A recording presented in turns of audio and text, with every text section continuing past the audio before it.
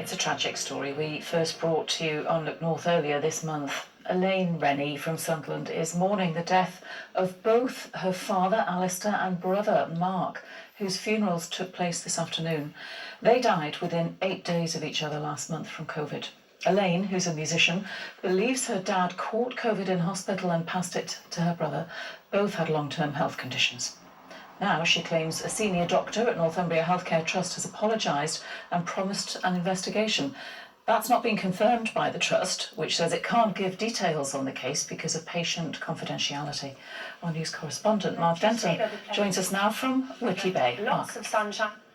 Well, Carol, over 12,000 people in the northeast, Cumbria and North Yorkshire have sadly died with COVID. But you know, it's the images as much as the raw numbers that are as powerful. And in 2 years of covering this story, to be honest, I've seen few more poignant sights than this one. 2 coffins of a father and his son arriving for their joint funeral this afternoon. Now, both Alistair and Mark Rennie lived together here in Whitley Bay. Both of them died with COVID, and now their family are asking for some answers.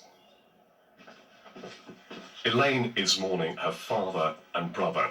Alistair and Mark both died from COVID just 8 days apart last month. Obviously, I'm broken-hearted. It's like they're absolutely terrible. There's my whole family wiped out. There's only me left. Yeah. Elaine believes her father contracted COVID when he was a patient at North Tyneside Hospital and tested positive when he got home. She thinks he gave COVID to Mark, who had MS. They both lived in the same house.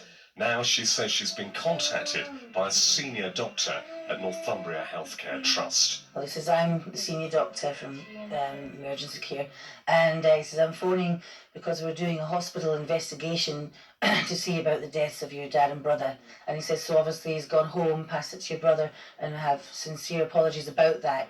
Now, Northumbria Healthcare Trust would not confirm whether an investigation is going on into how Alistair contracted COVID, followed by his son Mark. They also would not confirm whether a senior doctor had apologised to Elaine, but they did issue this statement.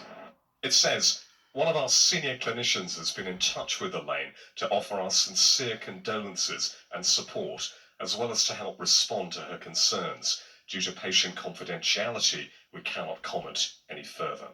Daddy, you know I love you, Daddy. As a musician, Elaine has now written a song in tribute to her father, which she performed at the funerals this afternoon. Her music helping her as she mourns the 2 men closest to her. Well, Northumbria Health Service Trust have also told us, Carol, that the COVID-19 testing process has changed during the pandemic. They go on the emergency patients, they say, were routinely tested for COVID on days 1, 3 and 7, and if they had clinical symptoms or infection concerns as well. They say patients are also tested if they were transferred to another care environment that required testing. Back to you. Thank you, Mark.